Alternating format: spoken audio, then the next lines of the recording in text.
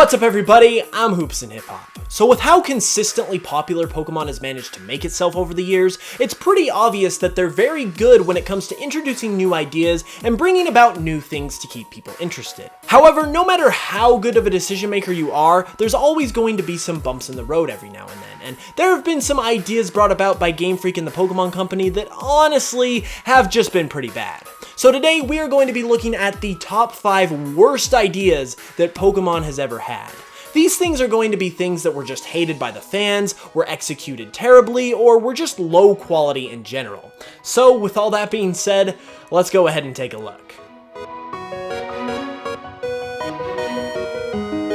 Now at number 5 on this list is one of the very few things in the Pokemon franchise that everyone loves to hate, and that would be HMs. Now HMs get a little bit of a pass, and that's why they're only the number 5 spot on my list, because they act as a progression barrier, and in the earlier days of Pokemon, specifically Red and Blue, obviously the mechanics were limited and they kind of just went with what they felt was best. So for the sake of the primitive state of the franchise, I'll give a little bit of forgiveness to HMs, but not much, because even in that primitive state, HMs were still pretty bad.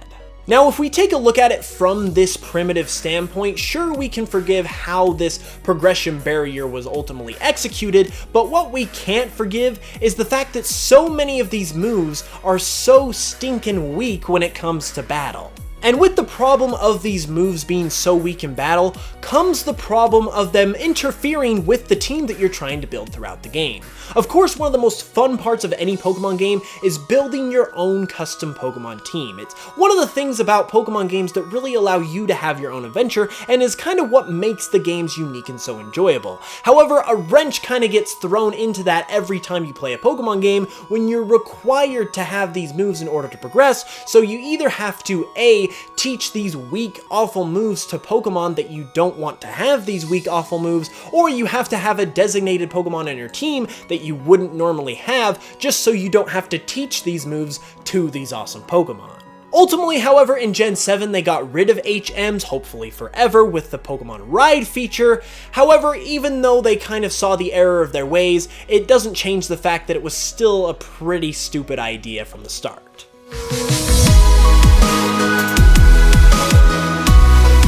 Now number 4 is an interesting one, and that would be the Battle Royale system that was introduced in Sun and Moon. Now unlike the HMs, it's not so much the idea of this Battle Royale mode, or a free-for-all mode as it's commonly called, it was the execution of the Battle Royale mode in-game that really was honestly one of the worst ideas Pokemon has ever had.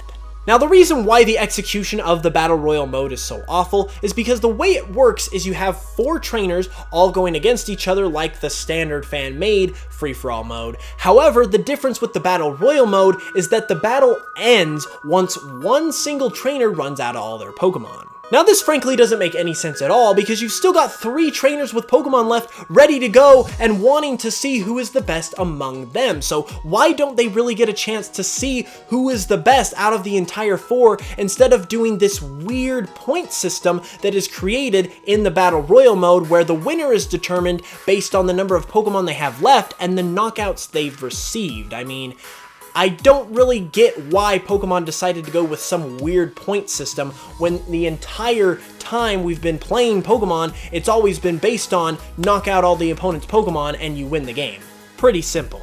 The final thing though that really puts the nail in the coffin for this as one of the worst executed ideas in Pokemon's history is the fact that the reason the Battle Royale mode is even a thing in the Alola region is because it's meant to replicate the battles that the 4 Island Guardians had when they were trying to decide some sort of dispute. Now if this is really based on the battles that the Island Guardians had in the past, do you really think they went toe-to-toe with each other, 4-on-4 freestyle mode, and then as soon as one of them was out, they decided amongst themselves, okay, you know what, we need to stop, we'll decide a winner. How many knockouts did you have, Tapu Koko? How many knockouts did you have, Tapu Fini? Let's figure this out, let's be civil about this. No, of course they didn't. And the fact that they do this despite it being inspired by these epic battles that the Guardians have just doesn't make any sense at all, especially when it was Game Freak who put in this bit of backstory into the Battle Royale mode. Just easily one of the worstly executed and poorly constructed ideas they've ever had.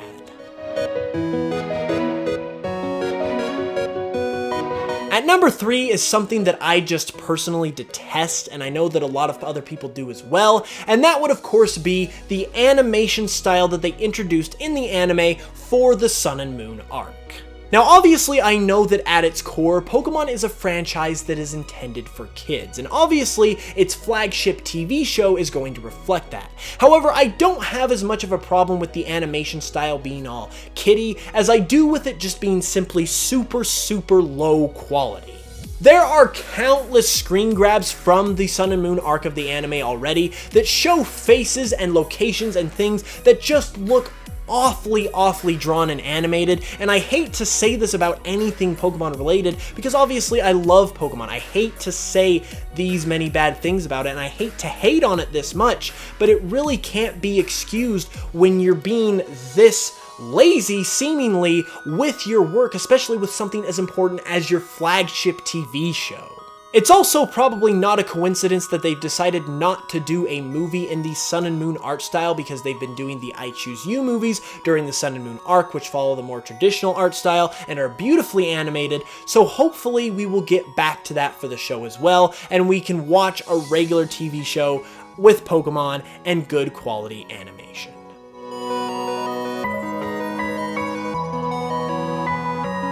Now in the runner-up spot is another thing that has been pretty detested by Pokemon fans over the years, and actually in recent days has kind of come to a boil, and that would be event Pokemon distribution.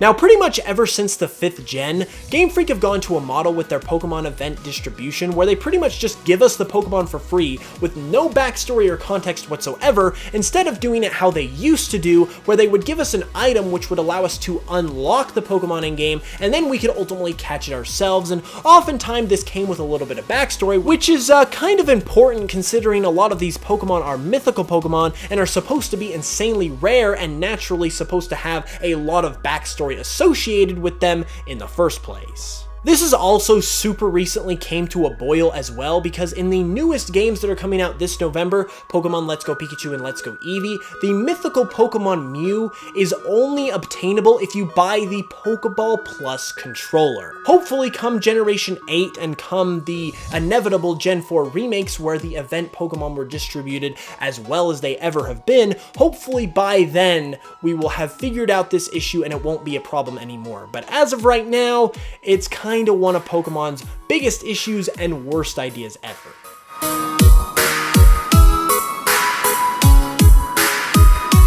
And finally, at the number 1 spot, the worst idea that I believe Pokemon has ever had was making Ashe lose to Alon in the Kalos League Championship.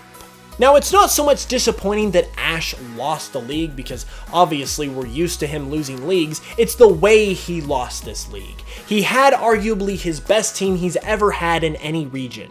He had a Pokemon in Greninja that not only had the type advantage against his opponent Alon, but also he had a super strong bond with it which allowed it to transform into Ashe Greninja, which by the way the anime states has only happened once in the past like several hundred years, so you're telling me that a Pokemon that has achieved some super awesome, powerful form that hasn't been achieved in hundreds of years can't beat a Pokemon that it already has a type advantage against?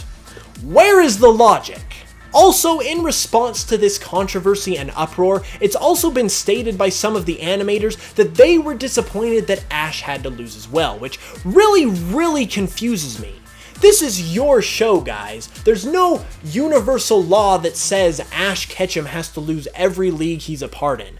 You can do whatever you want with the story. It's yours to create. If you guys are disappointed that he has to lose, then why don't you make him win? There's nothing wrong with him winning at least once. The story can still go on. He can still pursue greener pastures in Alola or the next region or wherever. It's okay for him to win once. And the fact that he had the golden opportunity to and didn't is easily the worst idea that Pokemon has ever come up with, in my opinion.